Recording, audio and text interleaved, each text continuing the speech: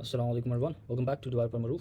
In today's lesson, we'll learn about promises, a better way to handle asynchronous operations in JavaScript. So the promises solve the callback help problem we saw in the last lesson. They make async code easier to read and maintain.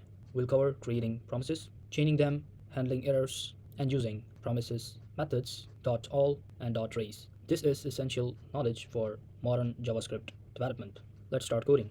Already created our index.html file and I have linked our JavaScript file with it. Let's move on with our JavaScript. So let's start by creating a basic promise.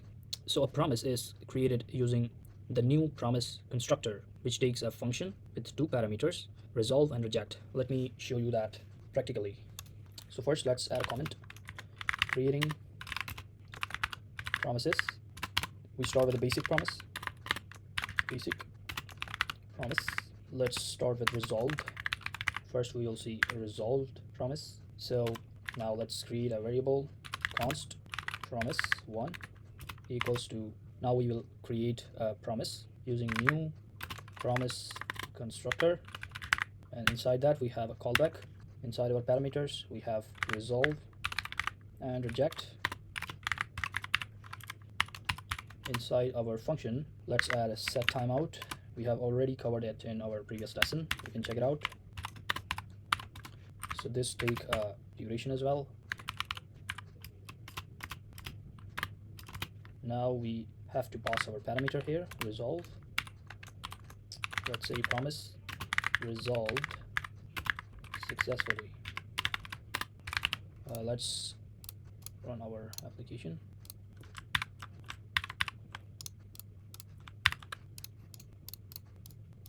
Let's see console. So to use this promise, if it's resolve promise, we will use .then method with a callback function. Let me show you that. So to use this promise, we say promise1, which we want to use, and we say .then, and inside that we have a callback, and we will take our result here, and we just have to log this. Let's say promise1 result. We have result. Save this. Now you can see we have our result, promise1 result, promise resolved successfully. If we make it reject, and we can't see any console here because reject will be used to catch any errors. I'll show you that separately, how we can see the errors as well. Now this is for resolve. Now let's create a rejected promise. Let's say basic promise, which is reject or rejected. Now let's create a promise 2. We will create our promise with promise constructor. We have a callback function. Inside that we have a resolve and reject. So inside the function we can add a set timeout as well. Let's put some time. Let's say 1 second. After 1 second this will run, and let's say reject. So we will create an error with new error constructor. We have already covered this as well in our previous lesson. You can check it out. And let's say promise rejected. So this is the reject promise. If you want to see or use this to see the results, we can use catch method to see the result of this reject promises. It is basically errors. If some code is getting us a response which is valid, like we are getting some data, so it will go in .then method and we will get the result of .then callbacks or callback. But if we have any error, we will throw an error with our reject promise. So to use this reject promise, we will say promise2 dot catch. This is a catch method. It will get a callback function. Inside that we can add a log, and we have error here, and we can put a message. Let's say promise2 error, and we get our error here. Save this. Now you can see we have our first promise, which is our result one, and we have our second promise, which is getting error. So these were the basic resolve and reject promises. We can also create immediately resolved or rejected promises. Let me show you those as well. Let's say first let's comment these out, and let's say promise with immediate, sorry I misspell immediate resolution. Let's say const immediate promise equals to, we will use our resolve, so we will say Promise.resolve. So this is how you can use or create immediate resolve or reject promises. This is for resolve, so we will just add a message here, immediate value.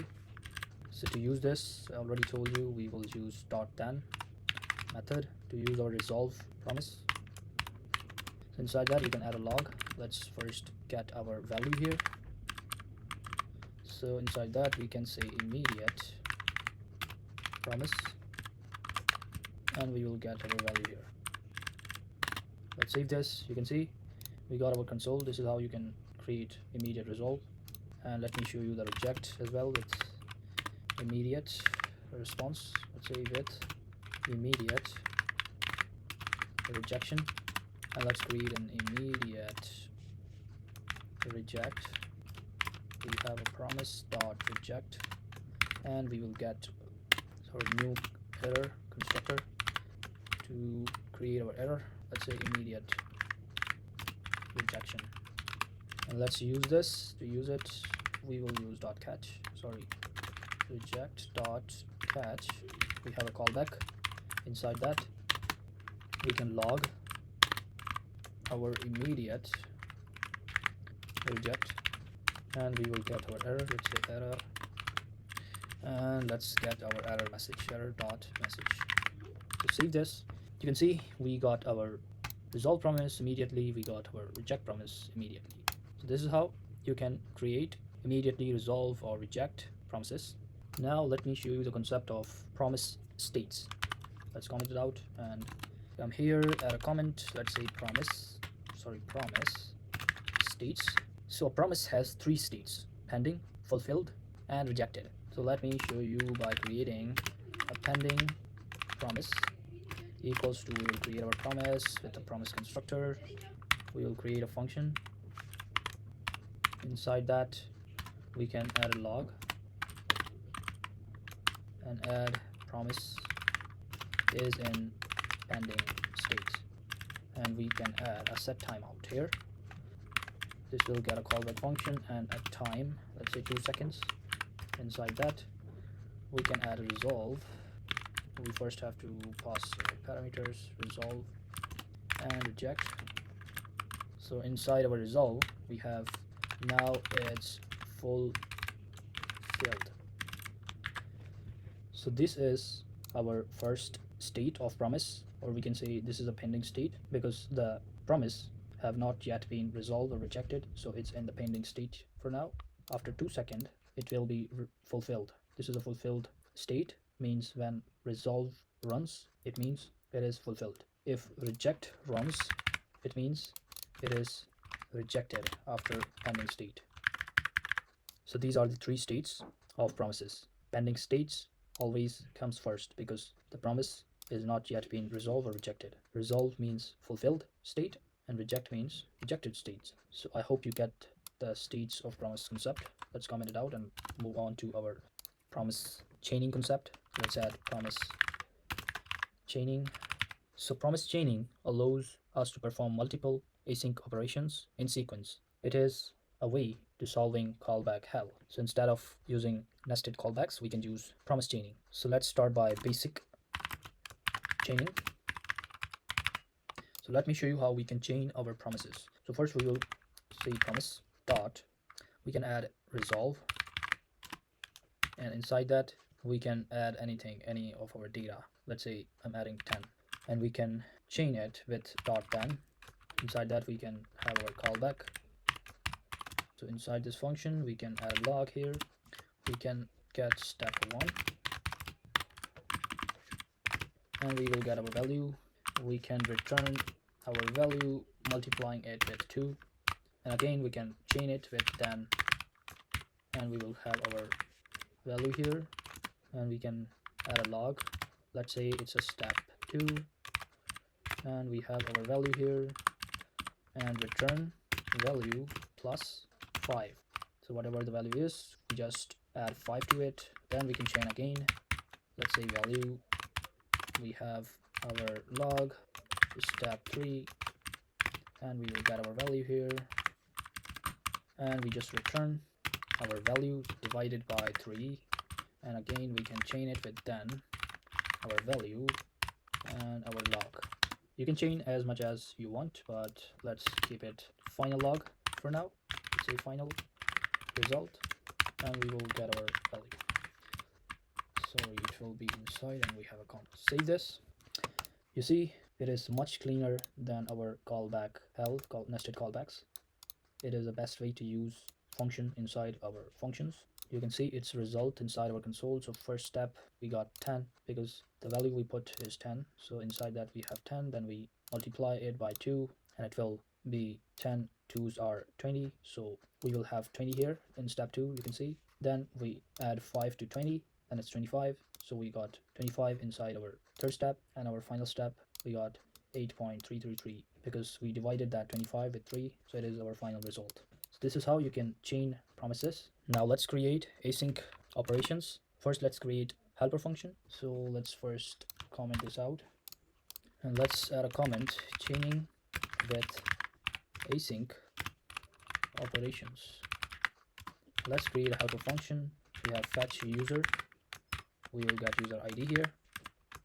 Inside our function we can return new promise, and let's say resolve.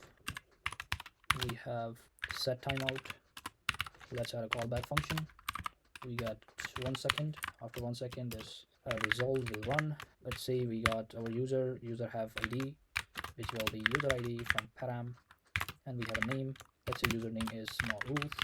So this is our first helper function. Let's create a second one. Let's say function fetch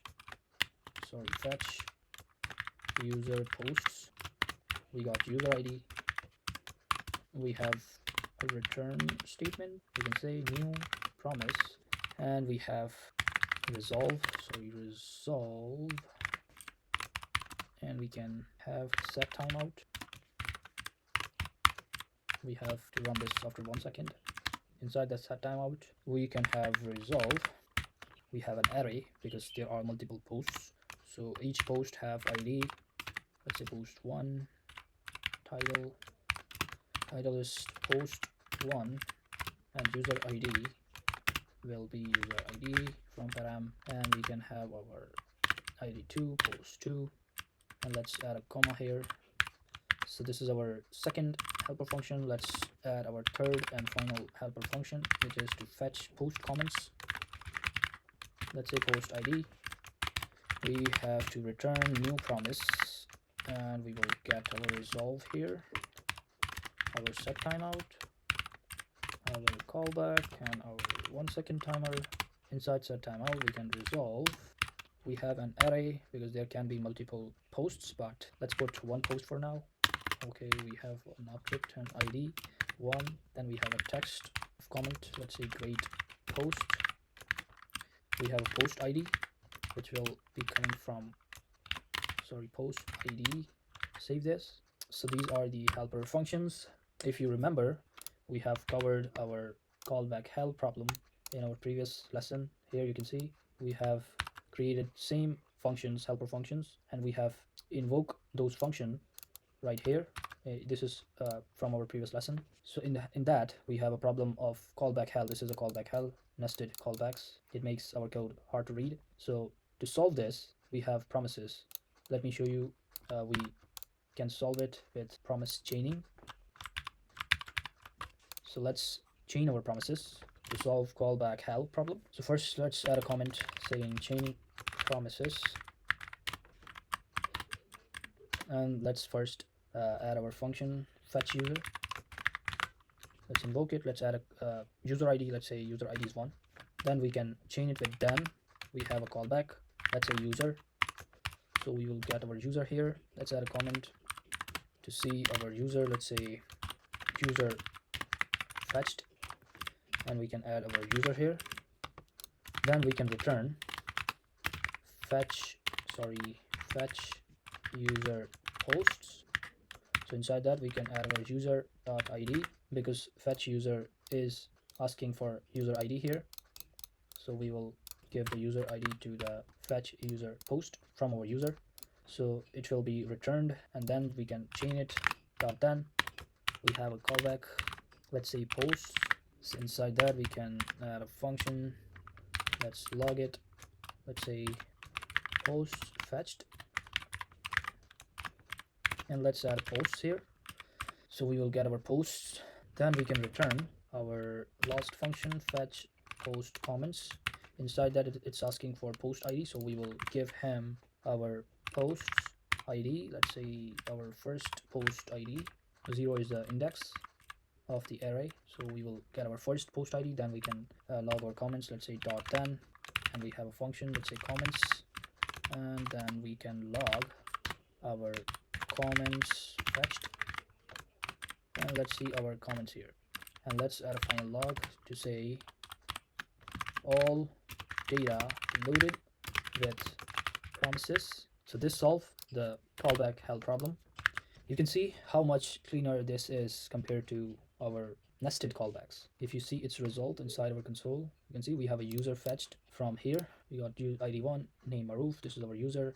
These are our posts, one post, second post, and this is our comment, create post. So this is how you can chain promises to get the results in a cleaner way. Now let me show you how we can handle errors. Let's first comment it out. I've already shown you resolve promise, but I haven't shown you reject. So that reject is for handling errors. So let's add a comment here, error handling.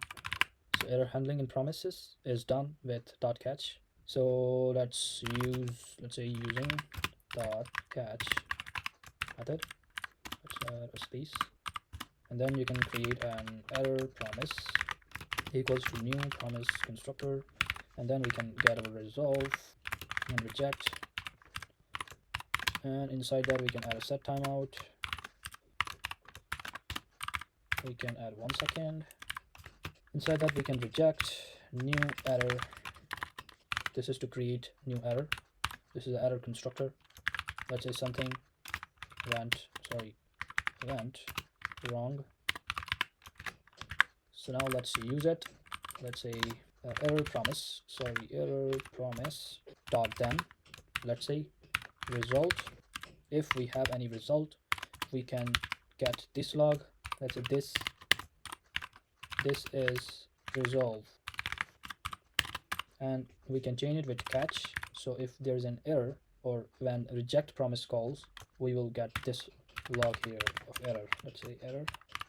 Let's add a log. Inside that we can say error catch error dot message. So you can see we got our error caught something went wrong. This log, not this one, because we get our error. So that's why we are running our catch method callback. If we use resolve here, if there is no error, it will run our this log. But in this case, this won't run. This won't run. So this is how you can use catch to get errors. If you want, you can also get errors by catch if we call errors in .then. Let me show you that as well. Let's say let's say error in .then. Okay, error in .then chain, okay. And then we can say Promise.resolve. Inside that we can add any data here, let's say 10, and let's chain it with then value, and it will return for log. Let's say stick 1. We got our value, set a comma, and we can have our throw new error. Let's throw an error inside our first .then chain. So we will immediately throw error and we will get .catch log. Let me show you that. Error in step 1, and then chain again 10 value. We have a log, and we can add anything, but this won't run. Let's say this won't run. Let's comment these out for now, and let's add catch error. So this block will run because we have error here. Let's add a log error catch and chain, and we have error dot message. Save this.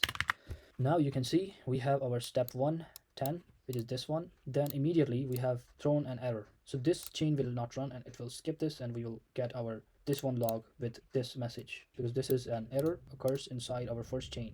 So we got error caught in chain, which is this one, and we got error in step 1, which is this message. We are getting it inside this log. So whenever we have any error, it will immediately runs our catch method or even the catch block.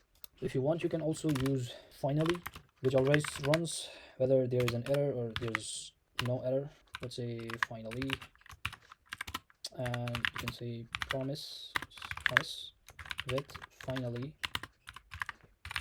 and we can create a new promise. So resolve. Let's say set timeout. Inside that we can resolve our operation completed, and we can add 1 second. First, let's comment it out. I hope you understood the error handling. Now let's use this promise with finally dot then resolved our log here. We will get result comma result. We have dot catch, which will get or catch any error. Let's say log error, and we have finally method, which will run always whether there is an error or there isn't any error. So let's add log finally block always runs. Save this. Now you can see we have result operation completed, which is our this log, because there is a resolve, so our promise has been fulfilled. There is no rejection, so this block will run. We will skip that because there isn't any error, and we will run this log. This always run whether there is an error or there is no error. So you can see finally block always runs. If we add reject here, you can see, okay, wait, we have reject, and we can add here as well reject. See this? Now you can see error operation completed. We get our error because we have used our reject here, and this finally runs here as well. You can see finally block always runs whether there's a resolve or reject here. So this is how you can use finally. Let's comment it out, and let me show you the concept of Promise.all. Promise.all. So Promise.all waits for all promises to resolve or rejected if any promise rejects. Let me show you practically so you can understand much better. Let's say promise a equals to new promise. We have resolve. Inside that you can add a set timeout. We have a function, let's say resolve promise a, and we have 1 second. So let's create 2 other promises as well. Let's copy this and paste it here. Let's say this is our promise b, and it will be resolved after 1 second and 500 milliseconds. And let's say we have a c promise, and then we can add a c here, then it will run after 2 seconds. And let's use our promise.all method, and inside that promise.all method we can add our variables here or functions here. Let's say promise a comma promise b comma promise c, and let's change them with dot then. We will get our result inside this. Let's say log all promises resolved comma results. Just say results, not result, because we can have multiple results. Let's say catch. We have errors here. Log. We can add 1 promise rejected, because if any promise rejected, our whole or all promises will be rejected, and we will get our reject message, not dot then message. And let's see our log. You can see we have all promises resolved. Our promise A, promise B, promise C, it is coming from here, here, and here, because there is no rejection. We have resolved this, we have resolved this, and we have resolved this as well. If I reject any of it, let's say reject this one, let's add a reject here, then we will get this log only. You can see 1 promise rejected, promise C, because if any of these functions or promises, any of this reject, all promises will be rejected. There is no A or B printed inside because promise C is rejected. So this is how this promise.all works. Let's add resolve back. So this is how promise.all works. It will wait for all promises to resolve. Let's comment it out, and let me show you Promise.race method. Let's add a comment, Promise.race method. So the promise.race returns the first promise that settles, whether resolved or rejected. Let me show you that as well. Let's say const fast promise. So we will get our first promise, whether it's rejected or resolved. You can say it's a race between the promises. So whichever runs first or fast, we will get that promise first, whether it's resolved or rejected. Let me create a promise. Let's say resolve, and we will have set timeout. Beside that, we have resolve. Let's say this is fast promise. Let's say this promise will run fast than the others, so this will win and it will be printed inside our console. Let's say 500 milliseconds, and let's create another one. Let's copy this. I'm a bit lazy to type it out. Let's say slow promise, and resolve slow promise. This will lose this lose, and we can add 2 seconds here. And now we will use these promises. Let's say Promise.race, and we will add an array and use our promises. Let's say fast promise and our slow promise. So the fast promise will win and get printed inside our console. Let's say result. We have a function. We have log. Let's say race winner is this one, and let's save it. Let's see who wins. Fast promise wins because it runs first. If I add here 3 seconds, this will run. Slow promise will run. Slow promise loses because it's a message here, so let's say wins. Slow promise wins because it runs faster than this. So let's keep it this one. So this is how you can work with resolve promises with race method. Race method also works with rejection. Let me show you that as well. Let's comment it out, and let's say promise race method with rejection. Let's create a variable quick